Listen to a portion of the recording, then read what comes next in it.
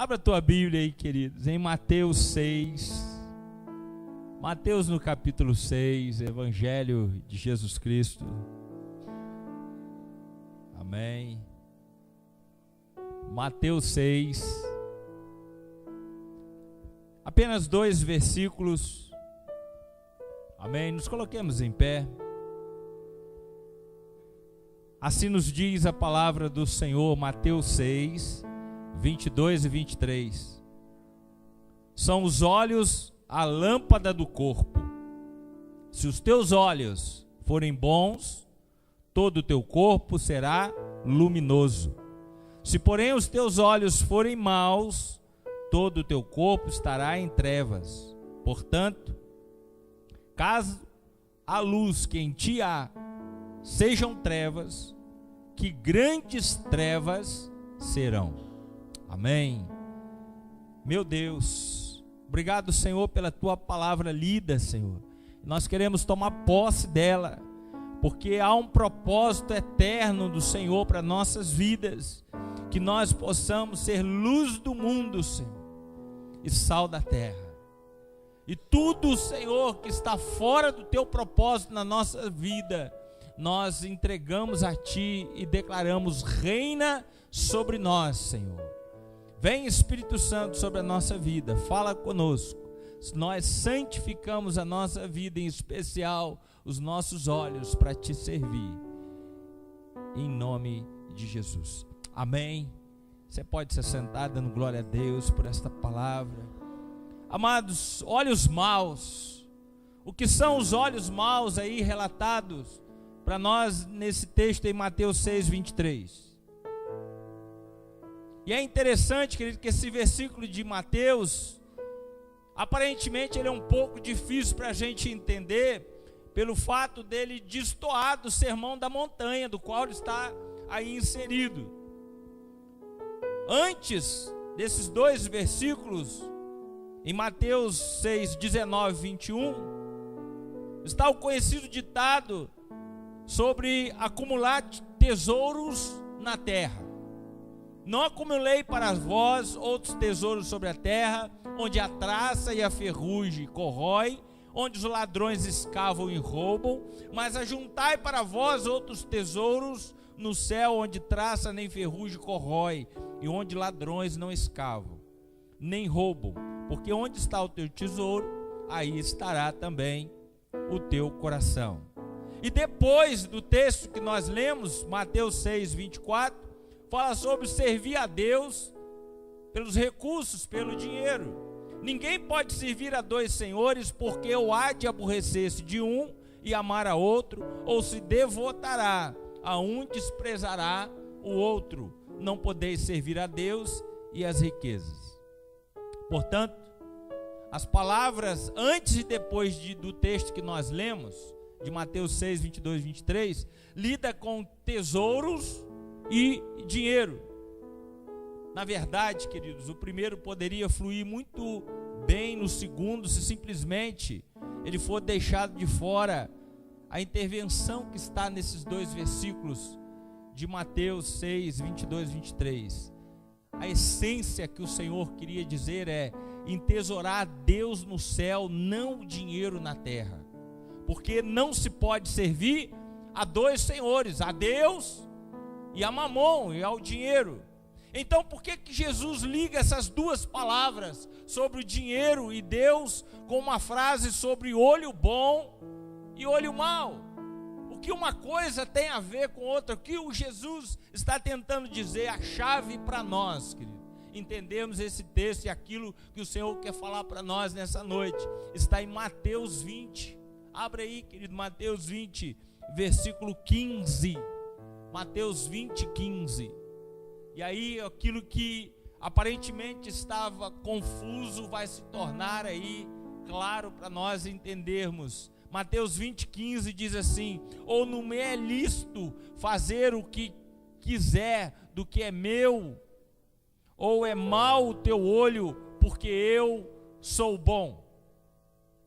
Jesus ali tinha acabado de contar a parábola dos trabalhadores na vinha. Eu quero te recordar, te resumir essa parábola. Alguns deles tinham acordado para trabalhar 12 horas por 1 denário. Outros tinham sido contratados às 9 horas, outros mais tarde. Por último, alguns foram contratados às 17 horas. Quando o dia termina às 18 horas, vem então e paga todos os trabalhadores a mesma quantia, 1 denário. Na hora do pagamento, então, ele resolve pagar o mesmo valor para todos, independente da hora que ele começou a trabalhar. Em outras palavras, ele foi abundantemente generoso, né, para aqueles que trabalharam apenas 1 hora, e ele pagou o montante combinado para aqueles que trabalharam 12 horas. Já existe um ditado que diz que o combinado não é caro. Sabe, amados, aqueles que trabalharam o dia todo acabaram então murmurando contra o dono da casa, mas só que havia sido combinado aquilo. Eles estavam furiosos que aqueles que trabalhavam tão poucos foram pagos da mesma forma que eles que trabalharam muito. Então o Senhor usou uma frase sobre o olho mau, que é a mesma usada em Mateus 6, 23. Ele diz: porventura não me é lícito fazer o que eu quero do que é meu? Ou são maus os teus olhos, porque eu sou bom? Era isso que o Senhor estava tentando dizer para eles, e dizendo com propriedade. Jesus estava, na verdade, dizendo: ou você está com inveja da minha generosidade, da minha bondade, ou o seu olho é mau, porque eu sou bom. Portanto, queridos, o problema não estava no Senhor, porque é Ele que havia contratado.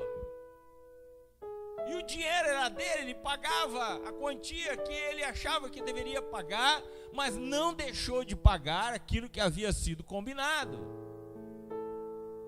O problema, querido, era os olhos das pessoas. Era aquilo que eles estavam olhando com um olhar mau, achando que eles tinham mais direito do que os outros. O que se refere ao olho mau, então, em Mateus 20:15, refere-se a um olho que não pode ver a beleza da bondade e da graça de Deus. É algo que a gente tem que estar ligado, amados, a respeito disso. Ele não pode ver o brilho de generosidade, ele não pode ver bênção inesperada para os outros como um tesouro precioso. É um olho que é cego para o que é verdadeiramente belo e brilhante, precioso e divino. É um dos olhos do mundo. Os olhos do mundo, eles são afetados, querido, pelos seus conceitos do mundo, que foi o que nós vimos no vídeo. Os olhares do mundo só não enxergam aqueles que têm. Aqueles que têm, eles têm os olhos das pessoas, se colocam para essas pessoas. Eles acham que são por aquilo que têm, são os olhares do mundo. Mas o olhar do Senhor para nós é olhar de graça, de favor, de misericórdia. Ele não é o olhar do mundo. Isso é exatamente então, querido, que o olho mau significa no capítulo 6 do Sermão da Montanha. O significado então desse versículo 22 e 23 é a necessidade que temos pela nossa justiça própria de escolher entre o domínio de Deus e o domínio de Mamon do mundo. Nós aqui, queridos, temos um padrão. Ou você anda no padrão de Deus, ou você vai andar no padrão do mundo, que é padronizado pela vontade do inferno de Satanás. Portanto, queridos, o Senhor nos chama a consagrar os nossos olhos, aquilo que o Senhor nos deu de precioso, para podermos enxergar acima de tudo o plano de salvação, aquilo que Deus tem para a nossa vida, querido, com um olhar de bondade, de misericórdia, porque eu e você sabemos que nós não somos merecedores de nada. Se nós estamos aqui, é pela graça do Senhor. Portanto, amados, o pensamento certo é: não acumulem tesouros na terra, mas ajuntai tesouros no céu. Nem sempre aquele que está olhando está enxergando, não é mesmo? Enxergar significa enxergar com os olhos de Deus, para enxergar que aquele que está conosco é maior do que aquele que está tentando padronizar a nossa vida, longe da direção e da presença do Senhor. Mostre que o seu coração é fixado no valor que Deus é para você em Cristo Jesus. Verifique se o seu olho é bom, se ele não é mau. Certifique-se de ver se você está enxergando os tesouros que o Senhor tem separado para a tua vida, que são infinitamente mais preciosos do que os valores dessa sociedade, que tentava então padronizar e colar conceitos na vida daquele jovem do vídeo que você viu. E ele fez todos os esforços para tentar se enquadrar naquela sociedade, mas ele não estava com os olhos ainda em Eli. Ele ainda não conhecia Eli.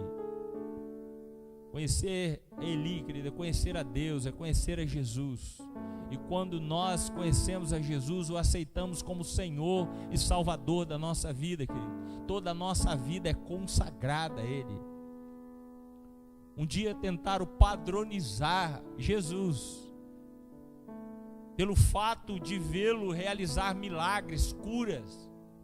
Disseram: o Senhor é bom. Ele disse: por que você me chama de bom? Bom é o meu Pai. O Senhor só chamou de bom a obra que Ele terminou. A obra em Jesus ainda não tinha terminado, assim como não terminou a obra do Senhor ainda na nossa vida. Ela começou, mas ainda não terminou.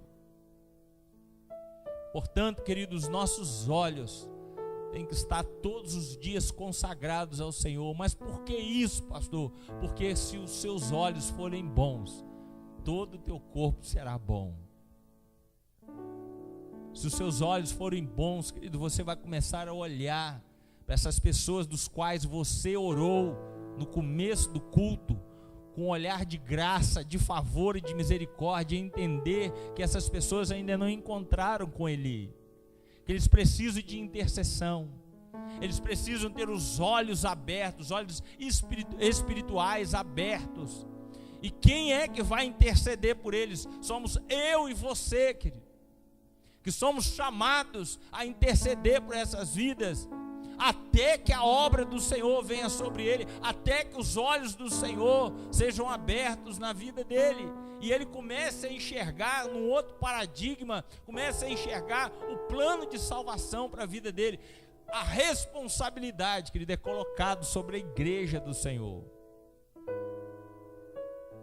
Nós precisamos praticar esse olhar de misericórdia, que foi exatamente esse olhar que nós experimentamos em Jesus Cristo. Nós precisamos aprender a olhar as pessoas também com esse olhar. Às vezes nós vamos precisar perdoá-lo. Às vezes nós vamos precisar pedir perdão. Às vezes, querido, nós vamos dizer para ele: olha, eu estou entendendo aquilo que você está falando, mas você talvez não esteja entendendo bem o que eu estou te dizendo. E isso é necessário, querido, na vida cristã, essa comunhão, essa unidade do povo de Deus, olhando acima de tudo para o autor e consumador da nossa fé, entendendo, querido, que o Senhor quer nos abrir os nossos olhos para as coisas espirituais, mas a gente não consegue enxergar, não é? Nem o próximo. Como é que o Senhor vai nos revelar as coisas espirituais? Quando o olho vê as coisas dessa maneira, você vai entender que você estará cheio de luz. e você vai ser luz nessa terra. E se você não vê as coisas dessa maneira, a luz que você está enxergando, ou seja, vê o brilho, a carne, a pele, o músculo desse mundo, na verdade, nós enxergamos que eles estão na escuridão, porque ainda não se encontraram com Jesus, a luz do mundo. Nós precisamos, querido, então, ter definido na nossa vida algumas coisas. A primeira delas é se os nossos olhos têm sido bons, têm sido usados pelo Senhor. A segunda coisa é se você tem servido a Deus com seus olhos ou a Satanás. A terceira coisa é se você tem sido luz ou trevas na vida das pessoas. As nossas atitudes, né, podem demonstrar que os nossos olhos ainda não estão bons. Sabe, amados, a definição de felicidade, ela é muito interessante de uma forma bem prática para nós, porque felicidade não é ter tudo. Na verdade, felicidade é não sentir falta de nada, porque nós já temos tudo, que é Jesus Cristo. Os nossos olhos espirituais, querido, nós entendemos que Ele é suficiente para nos trazer alegria, e essa alegria que vem do Senhor, nós precisamos então, amados, começar a enxergar o mundo com a outra ótica, não esse mundo que jaz no maligno, mas o mundo do qual o Senhor fez e disse que era muito bom. As pessoas estão nas trevas porque nós, a igreja do Senhor, ainda não estamos cumprindo o nosso papel de ser luz do mundo. Não nos compete julgar ninguém, muito menos condenar ninguém, mas ser luz na vida das pessoas. Sabe, amados, o ladrão de alegria não pode nos roubar a alegria de ter os nossos olhos fitos no Senhor, olhando para o autor e o consumador da nossa fé. Muito melhor é nos deixar influenciar pela verdade, do qual o Senhor coloca para nós como valor infinito, que nos levará um dia para o céu. Portanto, se você é emocionalmente atraído mais por coisas materiais, através dos seus olhos, mais do que a Cristo, ore para que Deus lhe dê um olho bom e te desperte da cegueira do olho mau. Eu quero terminar essa palavra nessa noite, né, essa breve palavra, lendo para você também Mateus, no capítulo 5, versículo 14. O Senhor coloca essa incumbência, né, essa ordem para mim e para você.